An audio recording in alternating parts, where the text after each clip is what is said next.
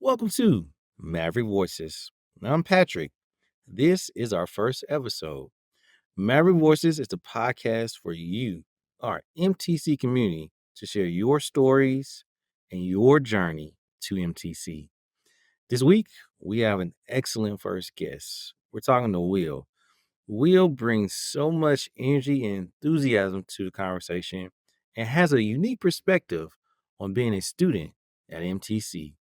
So sit back, relax for this week's episode of Maverick Voices.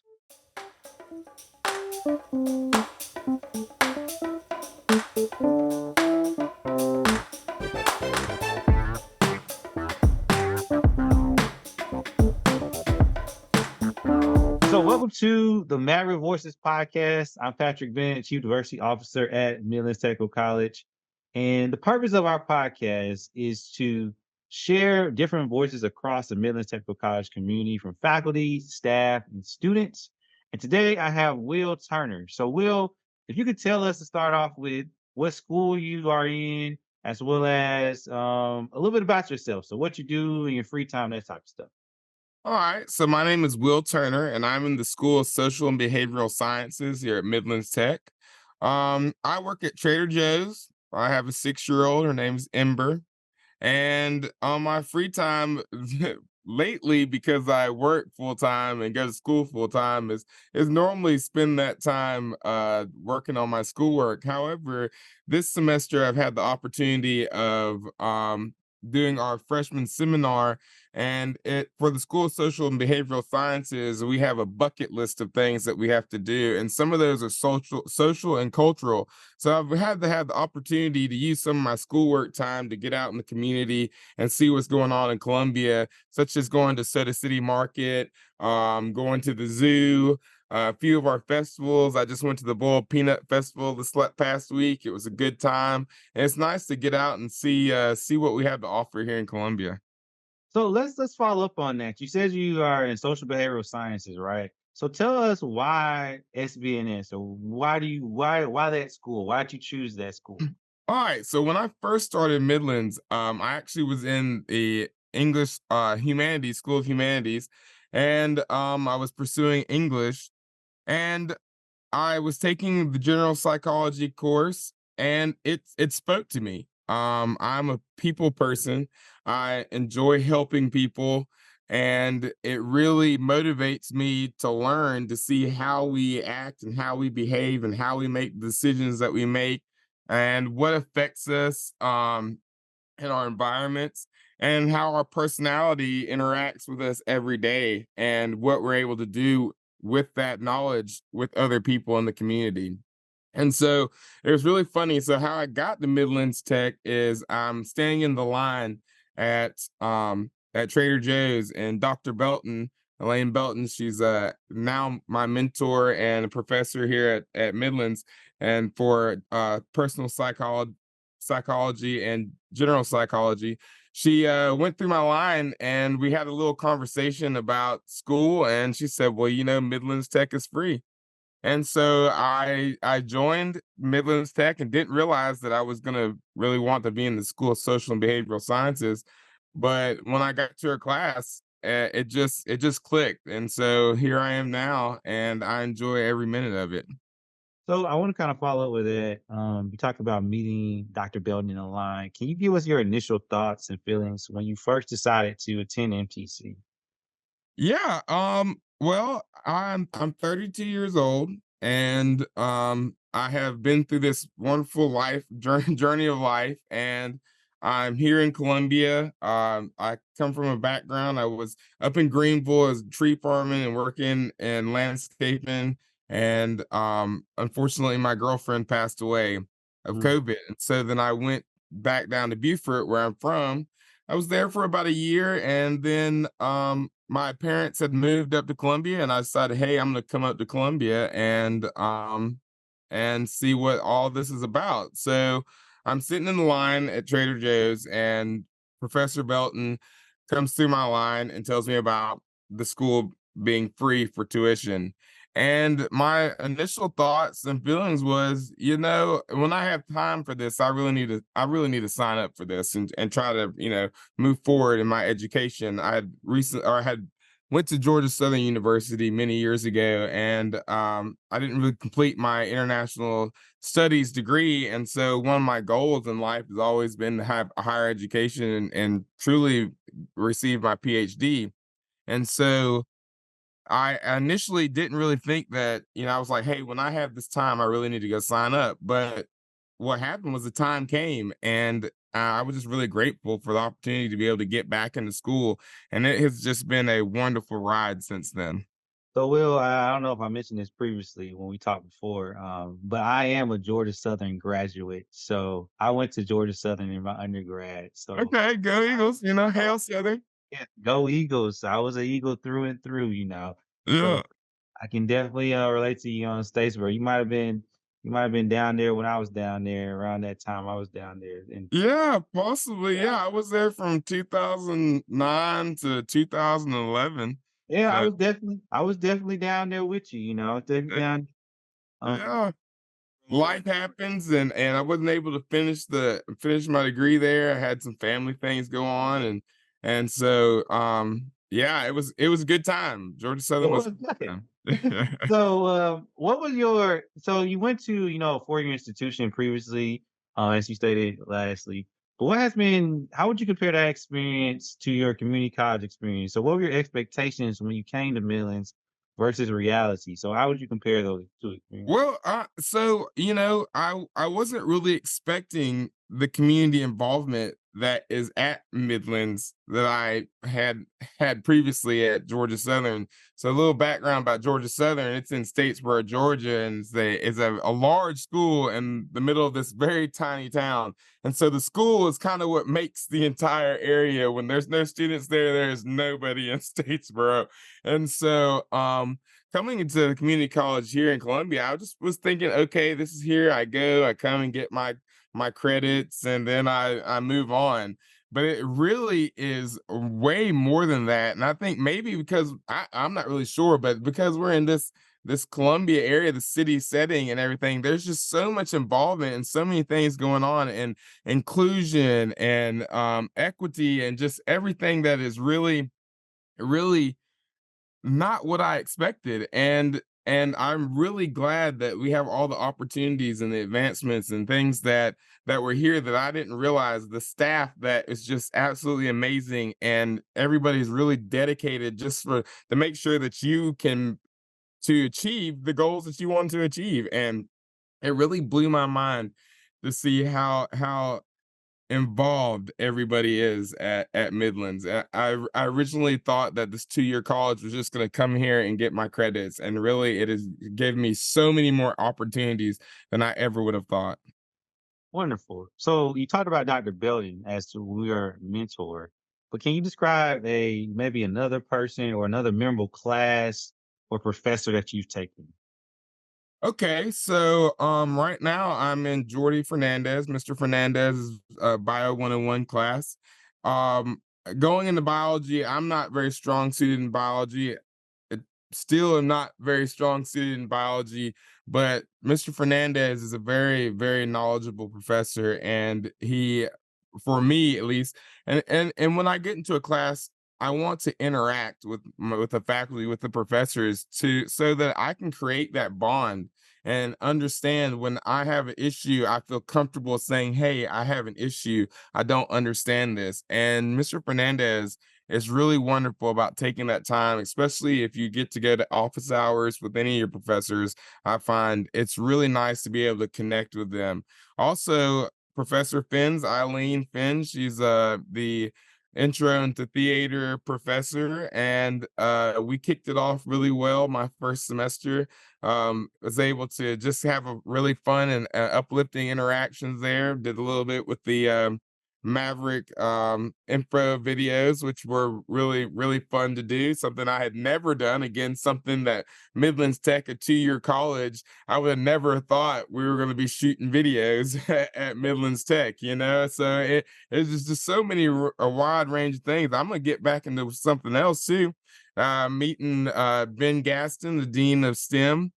I'm part of the Mavs in space. I never would have thought that I would be working on an experiment that could possibly go to the International Space Station. Again, something you don't expect to see at your community college. And really to hear the prestige of our nursing program. We have a very prestigious nursing program. I would have never thought, coming from Georgia Southern, which has one of the top nursing programs in the nation, coming here to hear that Midlands Tech is supporting that same cause is really it's amazing, you know. Um, and and to get back to it too, I talked to say I think his name is I think his name might be Patrick as well. He's the operations. It's either James or Patrick. I'm not really Can't sure. I think of can't remember. But he's the head of operations. So Midlands Peter. just got. Is it Peter? Is it Peter? He has gray hair. It's Peter. It Peter is. Hammond. Yeah, that's it. Yeah, I knew it started with Peter. Peter. So I got to talk with Peter. It's this is a head of operations for all the Midlands tech campuses. And because Beltline just got a brand new CBIT building, the state of the art building that has so many labs and theater rooms, black box theaters, and just study rooms, and state of the art comfort zones for the students. And so I got to talking to him because we got this new parking lot coming along and getting to understand what it takes and the involvement. He was very open, just as me, a student that was curious about how the development of our college is. He was very, very warm and comforting to be able to talk to him and say, "Hey, this is what we have to do. This is where we're going. This is where we might would like to see. Here's the." Here's the thoughts that we've had previously, and it was really nice just to every faculty member that I've ever met at Midlands is great. Now, also one of my great dear friends now, I never would have suspected, and he works with me now as Tom.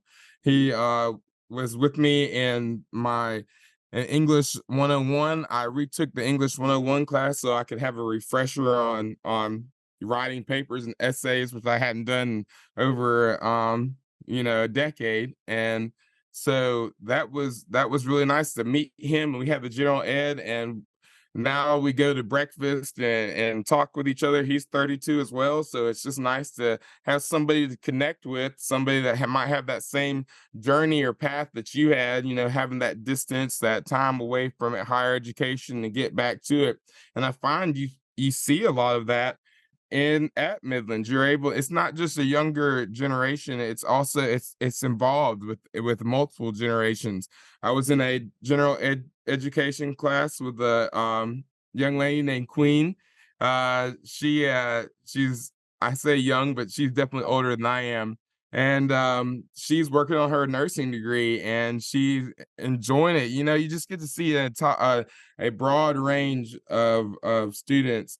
Now I have to say I am normally one of the older people in the class. That we do have a lot of young, especially with the gateway program to USC. But it's nice to see the diversity that we have at the campus. So I want to touch on that for a second, and then we're gonna change gears a little bit.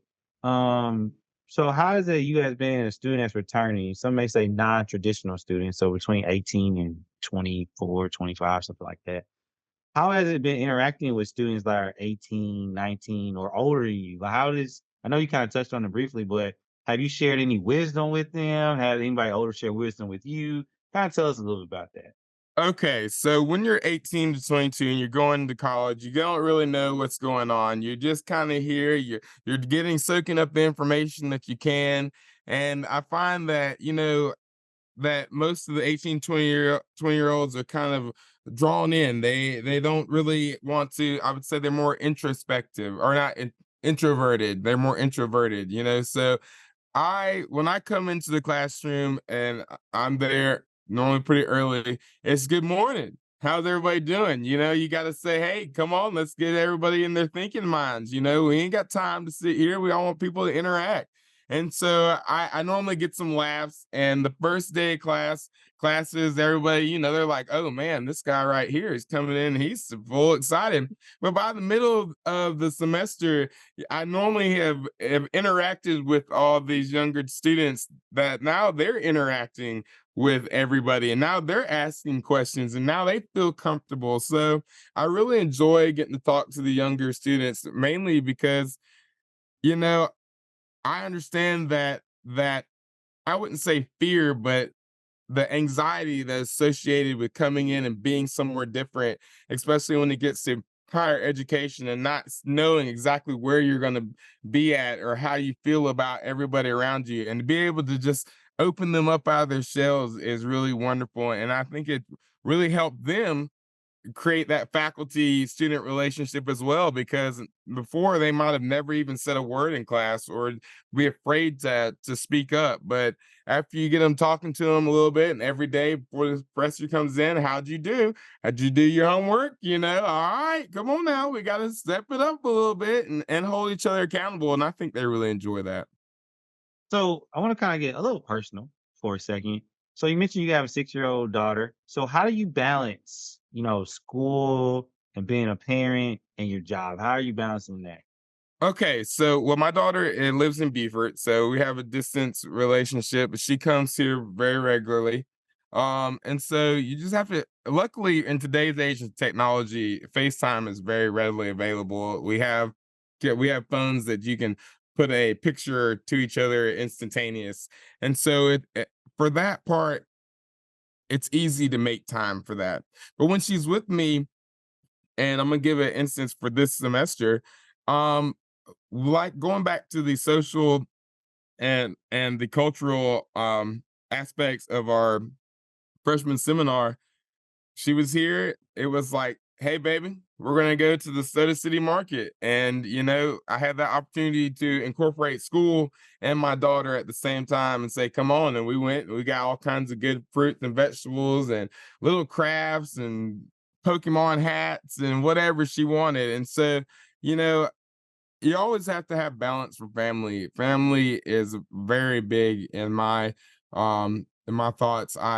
I'm definitely a community person, but family comes first. I come from a 3 generation Marine Corps family where family is first. And so I always just have to make time for her. And sometimes it's hard, but at the end of the day, it's all about planning. Something that maybe my first time around college I didn't really do. And when I've come back and now I work full time, I have my daughter, I have to plan in advance. You have doctor's appointments, you have bills that you have to pay. So you have to have that calendar. And it's really nice at the beginning of my semester. I get all the syllabus. I get all the schedule of activities. I put them down. I have a planner that goes for the entire semester, and I write it all down. This is what's got to be due. And then on the daily calendar that's in there, I go, okay, well then this day I need to do this. Here's my work schedule.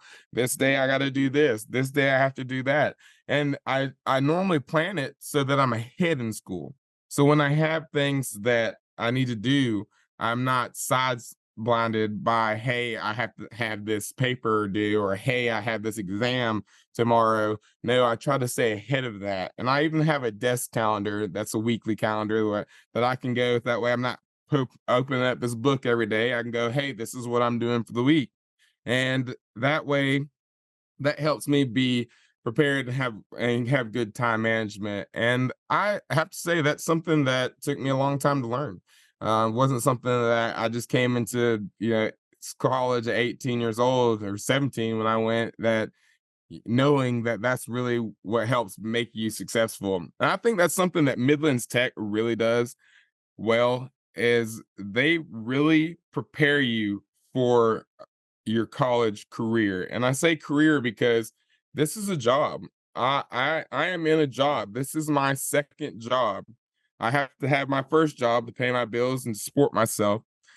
But this is a job, and this is a job that I take very seriously. And I think you should take any job seriously. If you're gonna do it, right?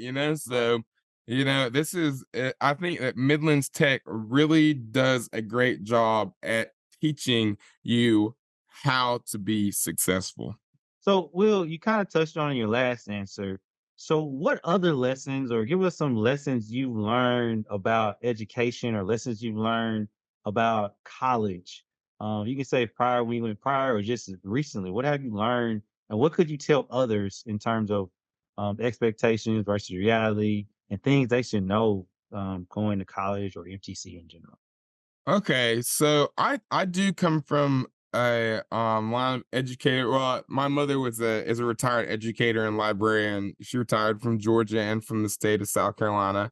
So I have this appreciation for education already.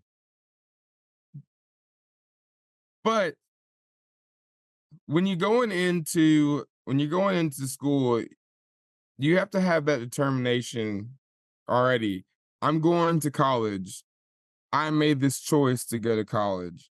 And so you have to really have that appreciation for education. Repeat that question for me so I can have a little more. So basically, I'm asking, what would you tell other people, or what did you learn from from college or college experience previously? It's the one aspect of the question. And the second aspect of the question is, what advice would you kind of give other people in terms of navigating college? Okay, so all right. So I'm gonna start with the advice. Take advantage of everything the school offers that you can reasonably have time for. Don't spread yourself thin because you want to give yourself the best that you can at anything that you do. And if you take on too much stuff, it's like, you bit off too much than you can chew. You don't want to overdo yourself, but you want to take advantage of every opportunity that comes. Midlands does this wonderful thing on their D2L, which is their online virtual learning, which everybody has. It's kind of incorporated into all the classes now due to COVID. And they post things. They say, hey, this is what's going on here. This is what's going on here. We have all kinds of bulletins and screens all over the campuses that let you know that these things are going on. And so I would say to students to take advantage of every opportunity that you can, that at least piques your interest. Don't and that you have time for. That college experience, something I've learned is that everybody is there to help you. Nobody wants to see you fail. This is not where you say, "Hey, I can't do this and I'm just done." We have a learning resource center, the library. We have academic success center where if you have a problem, you can go, and we have some wonderful tutors. We have a wonderful math tutor. We have wonderful science, biology, chemistry. We have wonderful English and tutor that can go in there and proofread your papers before and give you some advice. And nobody, even and the professors, nobody wants to see you fail. Nobody wants you to have a D or an F at the end of the semester. They don't really want you to have a C, but it happens too. But they will do anything, and any professor will do anything, and anybody, even like you, Patrick, anybody at Midlands Tech, at the college, will help you succeed. And they're not there to see you fail. And so, what I've learned is that take advantage of that. When you are scared or when you feel like you can't do something, you just have to reach out, even if it's not your professor, even if it's just you, Patrick. You know what I mean? That, hey, I'm having a rough time. I cannot do this. I am failing. And you're gonna walk them and say, hey, this is what we got you. You know what I mean? We're here. This is what I love about Midlands. It's a community, and where everybody there is here to lift you up. And even the students that you're in class with, my bio 101 class, for example, it's a rough, hard class, especially for people who are not biology oriented or really want to go into that field, but they have to take this course. You're not the only person in that class that might be struggling. And so when you walk into the classroom and say, hi, how'd y'all guys do on that homework? And somebody else goes, "Oh man, it was rough too, but this is what I did. How about this? Is this what you did?" And it's you working together. Nobody wants to see you fail. And I think that's what I've learned the most about my college experiences. And before, I was younger, you 18s, you 20s, right? And you're new to life, you're getting out there, you got so many more experiences, so much stuff is going at you at one time. And at Georgia Southern, the social aspect was probably is very big there because again, you're right there in the middle of nowhere in Statesboro, Georgia, right? And There's not so much to do but to be not, social. that's right. Ain't much to do but be social. And not that they don't have a lot of interaction things that you can do. Georgia Southern has tons of stuff that you can be involved with, but I think the close knitness of Midlands and that ability that it's not that big, it's not that huge, and that you have really a close interaction with everybody on that campus if you want to. It is really nice and it helps you have that foundation. And what I've learned too is that just because in the spring I'll be moving to USC, Mm. but just because I get there doesn't mean that all these wonderful people that I have met here at Midlands will not be there for me in my journey at USC. It never quits.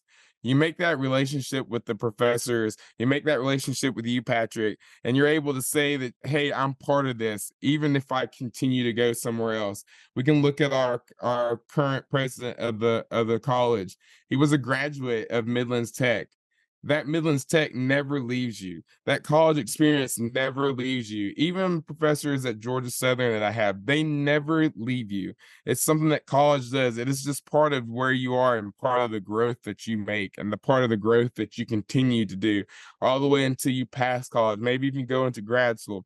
Even when you get into the field, even if you're not doing something that's related to that subject that you like bio 101, maybe I'm, talking about social aspects in North Carolina. Well, Mr. Fernandez has no well, he might, but he doesn't have anything to do with that. But it doesn't mean that he might not be there for somebody to say, hey, Mr. Fernandez, what's going on? Can you talk to me? Let's have a chat and boost my self-esteem, and that's something that I believe is just so beneficial at the higher education level. So, Will, we're running out of, we're going to wrap our conversation up pretty soon. But is there one more thing you would like to let our audience know in general about Midlands Tech or anything else you'd like to discuss before we wrap it up? I would like to just reiterate on what I've said because I think that encapsulates the whole bigger picture. And it is take advantage of everything that Midlands Tech offers you that you can. Create that faculty and student relationship. Even if you feel like that you're intimidated or you might not be able to connect, even if you just shoot an email to your professor and say, hey, this is what's going on, or hi, this is my name. My name is Will Turner, and it's really nice to be in your class. Engage and talk to people and know that you're just not alone and that everybody wants you to succeed, and we're all here for you, even your classmates. So just take advantage of the Midlands, the opportunity that you have, Midlands Tech, or any educational experiences you have, even if you're continuing on to USC, and just know that everybody's here to help you succeed. So I want to thank Will Turner for his wonderful interview and this wonderful conversation that we just had. This is Maverick Voices, our ongoing podcast series, highlighting the different voices across our community, from faculty to staff and students. And we look forward to hearing from our next um, faculty, staff, or student in our next podcast. So, in closing, go Mavericks. We hope to see you soon. Thanks, Patrick.